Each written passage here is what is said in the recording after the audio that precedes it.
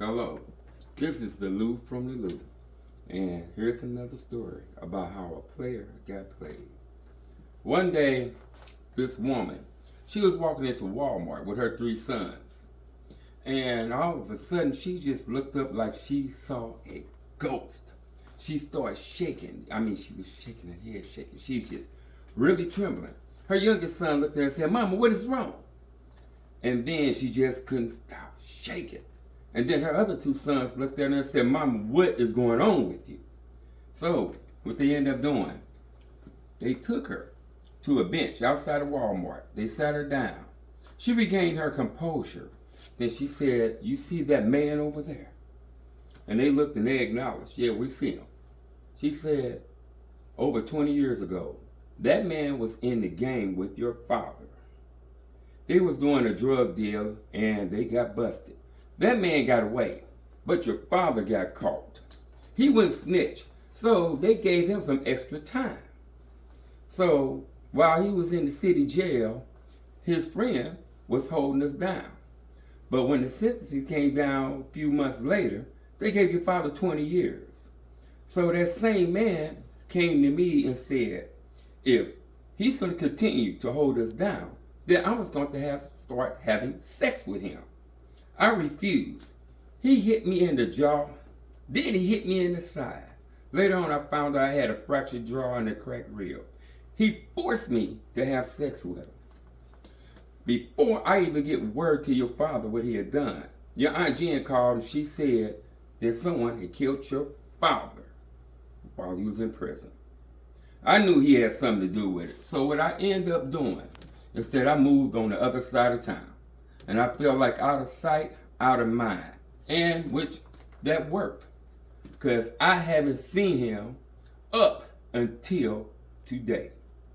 The youngest son heard that. He pulled his gun out of his waistband. He said, "I'm getting ready to go kill him." The oldest brother stopped him. He said, "Look, if you do that, you kill these people, kill him in front of all these people in Walmart, you go to prison for the rest of your life." He said to his older two brothers, "Take Mom back to the car. I'm going to go over here and see what's going on with him." So the man is standing around and he's handing out business cards. He walks over to him. He said, "How you doing?" "I'm Dave Jones of Jones and Brothers Constructions." The man said, "I heard of you." He said, "I've seen your trucks all around the city." He said, "I need a good person to do construction." Dave Jones said, "I need a good church home." So Dave took his card. A week later, he went and joined church. Dave didn't miss a Sunday. He would even show up for Bible studies. And in the meantime, Dave was working, doing free work on the church and also at the pastor's home. So when a couple of months went by, Dave told his brothers, he said, "Now is the time we're going to get him." He called up the pastor. He said, "I have a house that I'm rehabbing that's around the corner from the church. Won't you come on through and take a look at it? It might be something that you might like to see in your home." So the pastor said, "Sure." So soon as the pastor walked through the door, the youngest brother hit him. Then a middle brother jumped in. Then Dave jumped in. They just beating the hell out of him. Then Dave stopped him. He said, look, we don't want to beat him unconscious because he needs to know what's going on." So when the pastor finally regained his composure, he's like, "Why are you guys beating me like this?" Dave pulls out a photo and shows him the picture of his mother and father. He said, "Do you remember them?" The pastor looked, held his head down, and he was like, "That was a long time ago. I'm a changed man." He said, "Could you all forgive me?" Dave looked at him and said, "After what you did to my mother, because she told us what you done to her the day we met you at Walmart. And she said she think you're responsible for having our father killed in prison. No, we're not going to forgive you." And he said, "I'm getting ready to tell you how this is going to end."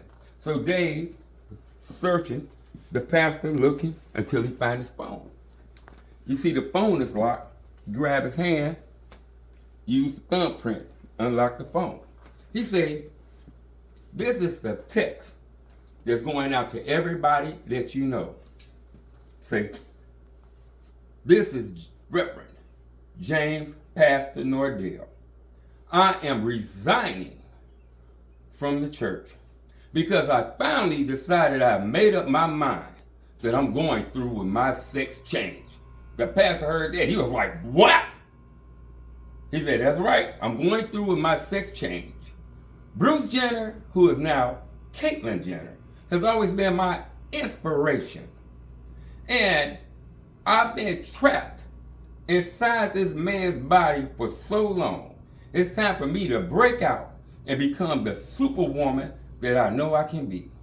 So please do not try to find me. Let me live my life so I can find some lucky man and I can make him a good wife. And they all started laughing. But he was literally crying. He was saying, I don't know what's hurting me the most. The beating you guys just gave me, or that text is going out to everybody I know. He said, you all are not going to get away with this. They said, oh, yes, we are. He said, right now, we just had somebody pick up your car. It's going to a chop shop. They'll never find it. And now we getting ready to show you where you're going to end up. So they grabbed him, took him downstairs, and they showed him the 6-foot grave they dug for him. The pastor seen that grave. He was like, wait a minute. He said, you guys got to forgive me. He said, no, this is what we're going to do. We're going to bury you alive. And we're going to get this 4 feet of dirt, cover it up with 2 feet of cement. I'm going to make this basement look like a 1-bedroom apartment. And where I'm burying you at, that's where the bathroom is going to be. So you should always know that someone is always going to be there to piss and shit on your grave. The pastor was like, you're not going to get away with this. Who's going to believe it? He said, everybody. You sent out the text. The only people that might question it will probably be your sons. But both of them in prison, who gonna care what they say? And the other person that have any credibility is actually your ex-wife. But she's not gonna believe it because of the fact that we all know, and what I heard would really seal your fate, is that 14-year-old girl you got pregnant that you giving hush money to her parents to. You haven't changed. You were still the no good dude you had been since the day you were in the game with my father. So right now, we getting ready to seal your demise. So they all start beating him, they stomping him, they jumping on him, they can hear him, they even breaking his bones. So when they all was tired of beating him, he was almost beat unconscious. They all 3 of them picked him up at the same time and slammed him down in that hole and buried him alive. And that was the end of the good pastor James Nordell. Now I want to switch the subject for a minute. Mr. Ron Gregory, and I would love to thank him because he gave me the opportunity to have a one-on-one conversation with his brother, the late, great Dick Gregory. And Dick Gregory said to me, he was like, did you know there are 1.5 million black men missing in the United States? And I was like, for what reason? He was saying for their body parts. He said they're being snatched up for their organs, heart, kidneys, liver. And I thought about that. I said, well, there could be some truth to that. But I really thought about, maybe a lot of these black men are missing because somewhere down the line they violated a woman or a child and it became karma time. Listen to the Lou from the Lou. Do not violate any of these women or children, or you just might come up missing too. Because after all, if you're buried 6 feet under in somebody's basement, and this turns out to be your tombstone, who's gonna find you? And always remember, one thing about the past. Just because you forget about your past, don't mean it won't catch up to you. And like I always say, be as wise as the serpent, peaceful as the dove. Keep your eyes and your ears open and your mouth shut. And you just might live a nice, long, happy life. Thank you for watching, and good night.